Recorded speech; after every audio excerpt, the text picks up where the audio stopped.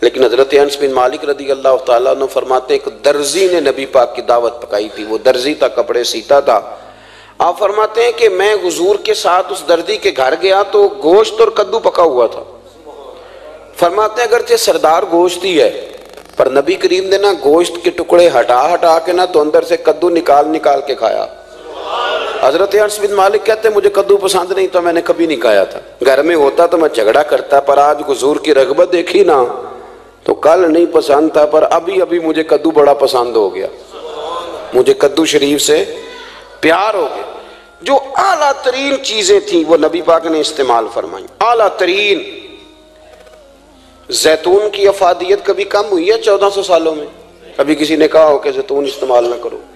کبھی اس کی افادیت میں یہ امامہ میرے نبی پاک کی سنت ہے، سارے پڑھیے صلی اللہ، حضور کی سنت ہے نا یہ۔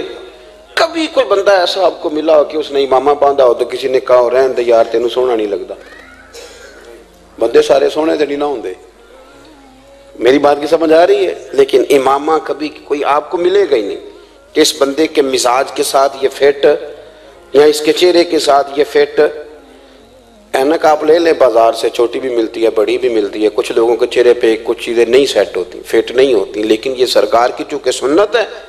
اور اس کا اعزاز یہ ہے کہ نبی پاک نے فرمایا جمعے والے دن امامہ باندھ کے آیا کرو، جمعے والے دن امامہ باندھ کے آیا کرو۔ جو لوگ جمعے والے دن امامہ باندھ کے آتے ہیں اللہ کے فرشتے ان پر درود بھیجتے ہیں، لیکن امامہ شریف ہونا چاہیے، اپنی مرضی کا رومال نہ باندھ لیں، کم از کم 3.5 گز ہو اور ٹوپی کے اوپر باندھا گیا ہو، اپنی مرضی کا طریقہ نہیں اختیار کریں، وہ جو شریعت نے حدود بیان کی ہیں اس کے مطابق چلیں۔ میری بات کی سمجھ آ رہی ہے؟ تو جو بات میں نے چھیڑی ہے وہ یہ ہے کہ اللہ کے محبوب رب کریم کی دلیل ہے۔ جتنا کائنات کے اندر حسن کوئی بندہ تلاش کرنا چاہے گا وہ مجبور ہو جائے گا اور اسے دروازہ رسول پہ جانا ہی پڑے گا، اسے نبی پاک کے دروازے پر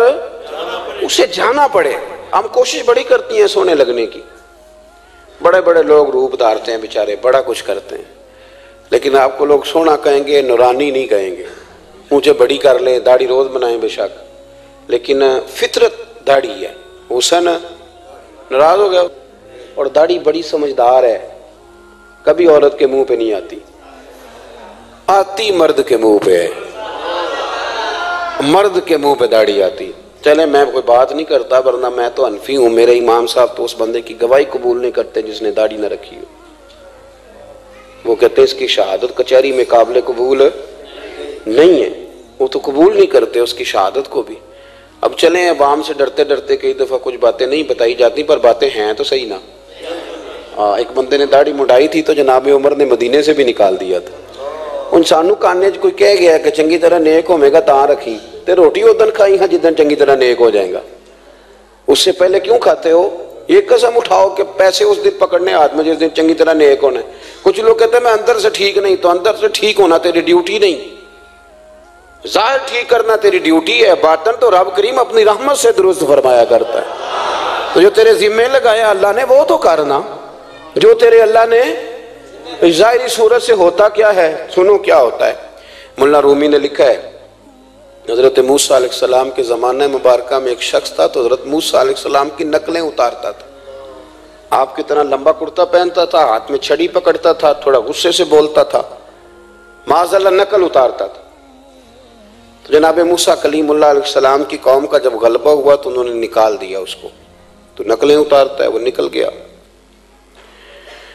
شہر سے باہر نکال دیا۔ حضرت موسیٰ کلیم کہتے ہیں میں ایک دن کوہ طور پہ گیا ہوا تھا تو رب کریم نے مجھ سے فرمایا کہ فلاں جگہ فلاں درخت کے نیچے میرا ایک دوست انتقال کر گیا ہے، اسے اٹھائیے، غسل دیجیے، کفن دیجیے، جو اس دور کا طریقہ تھا، تدفین کر دیں۔ حضرت کلیم علیہ السلام فرماتے ہیں میں اپنے حواریوں سمیت پہنچا، جب بندے کا چہرہ دیکھا تو حیران ہو گیا، یہ تو نقلیں اتارنے والا ہے، تو نقلیں اتارنے والا ہے۔ پر اللہ کے نبی رب کریم کے حکم کے آگے لا تو لا اللہ نہیں کرتے، یہ نہیں کہتے کہ میری عقل میں نہیں آ رہا۔ اٹھایا، غسل دیا، کفن دیا، تدفین کر دی اس کو۔ جب دفن ہو گیا حضرت موسیٰ علیہ السلام کوہ طور پہ حاضر خدمت ہوئے اور بارگاہ عالی مرتبت میں عرض کرنے کہ مالک تو بے نیاز ہے، چارہ سوال تو نہیں، پر اپنی تسلی کے لیے مالک یہ فرمائیے کہ وہ تو نقلیں اتارتا تھا، تو رب کریم نے فرمایا موسیٰ بات یہی ہے، پر میں نے اسے نا مرتے وقت ایمان نصیب کر دیا، وہ آپ کا کلمہ پڑھ کے دنیا سے گیا ہے اور توبہ کر کے گیا ہے، تو مالک اتنی کرم نوازی کیوں ہوئی؟ تو رب کریم نے فرمایا موسیٰ جب وہ تیری طرح بن سور کے نکلتا تھا نا، تیری ادائیں اپناتا تھا تو مجھے پیارا ہی بڑا لگتا تھا، وہ پیارا لگتا تھا۔ یارو دیکھو نا ترمذی شریف میں حدیث ہے، میرے رسول پاک علیہ السلام نے فرمایا میرا امتی جب سفید داڑھی لے کے قبر میں جائے گا نا، داڑھی اور وہ بھی سفید، تو رب فرشتوں سے فرمائے گا اسے عذاب نہ دینا، یہ میرے محبوب کی سنت سفید داڑھی لے کے آگئے، مجھے شرم آتی ہے اسے عذاب دیتے۔ آپ بات کو سمجھے کہ یہ حضور کی سنت کا اعزاز جو اللہ کی بارگاہ میں، رب کے حضور جو سنت کا اعزاز، اس لیے کہ کائنات میں سب سے اعلیٰ ترین جو کام تھا وہ کیا ہی میرے مصطفیٰ کریم نے، اعلیٰ ترین عمل نبی پاک کا، اعلیٰ ترین، اور طریقہ مبارکہ میں حسن اور جاذبیت، اور آپ اندازہ کر لیں ہم لوگ پٹری سے اتر جاتے ہیں، مرضی کرتے ہیں، ہمارا مزاج ہے جتنا مرضی کو کہے کہ الکوہل والی خوشبو استعمال نہ کریں، پر ہم کوئی نہ کوئی دلیل نکال کے لے ہی آتے ہیں، لیکن خوشبو اس دور میں بھی اتنی بکتی ہے جس کی حد نہیں، اور لوگ اپنی اپنی ضرورت کے لیے اس کو استعمال ہے۔ ان 1400 سالوں میں 1450 سالوں میں ایک دفعہ بھی ایسا نہیں ہوا کہ یہ کاروبار کہیں ٹھنڈا ہوا ہو۔ حرم شریف اللہ آپ کو لے جائے تو مسجد نبی میں سونے کی دکان کے ساتھ خوشبو والی دکان ہوتی، یعنی اتنا مہنگا کاروبار ہے کہ جتنا کرایہ سونے کی دکان والا دے رہا ہے اتنا ہی خوشبو کی دکان والا دے رہا ہے، اتنا مہنگا یہ کاروبار ہے۔ ایک دن بھی اس کام کی اہمیت کم نہیں ہوئی، اور رسول کریم نے کیا فرمایا؟ صحابہ کہتے ہیں 3 چیزوں سے کبھی منع نہیں کرتے تھے، کوئی تقیہ دیتا تھا تو قبول کرتے تھے، کوئی بندہ اگر حضور کو دودھ پیش کرتا تھا تو نبی پاک قبول کرتے تھے، اور اگر کوئی شخص حضور کو خوشبو دیتا نا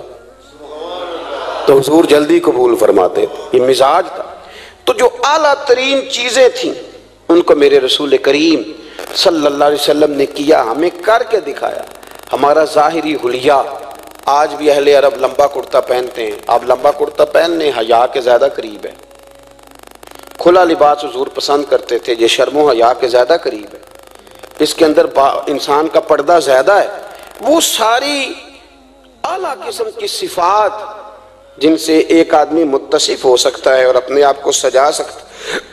اپنے معاملات کو ٹھیک کر سکتا ہے، وہ ساری رسول پاک نے ہمیں عطا فرمائی۔ ایک حضور کا طریقہ مبارکہ تھا کہ سامنے والے جتنے لوگ حضور کے دائیں بائیں رہتے تھے ان کا خیال کرتے تھے۔ ہم تو خیال رکھواتے ہیں نا اپنا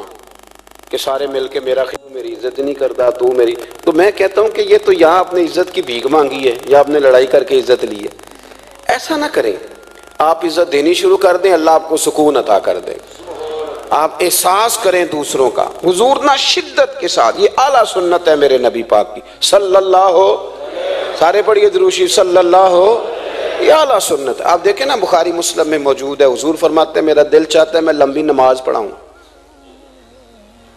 لمبی نماز پڑھاؤں، دل میرا چاہتا ہے، لیکن فرمایا جب میں دیکھتا ہوں نا کہ پیچھے بچے بھی کھڑے ہیں، بوڑھے بھی کھڑے ہیں، بیمار بھی کھڑے ہیں، تو گویا حضور فرمانے لگے میں بندوں کا احساس کر کے رب کی نماز چھوٹی کر دیتا ہوں، میں مختصر پڑھاتا ہوں۔ اور مسند امام احمد بن حنبل میں حدیث کے لفظ ہیں کہ اگر کوئی نبی پاک کے انتظار کر رہا ہوتا تھا تو نماز مختصر پڑھتے تھے اور اس کو فارغ کر کے بھی لمبی نماز پڑھتے، ایسا نہیں کہ اب آئے ہیں 4-5 لوگ تو ان کو پتہ چل جائے کہ حضرت جی بڑی تگڑی نماز پڑھتے ہیں، بڑے صوفی صافی آدمی، یہ نہیں، بلکہ نماز ہے، بلکہ مسند امام احمد بن حنبل میں تو وہ خوبصورت حدیث موجود ہے۔ سیدنا بلال حبشی رضی اللہ تعالیٰ عنہ فرماتے ہیں کہ میں نے عصر کی نماز کے لیے اقامت پڑھ دی تھی،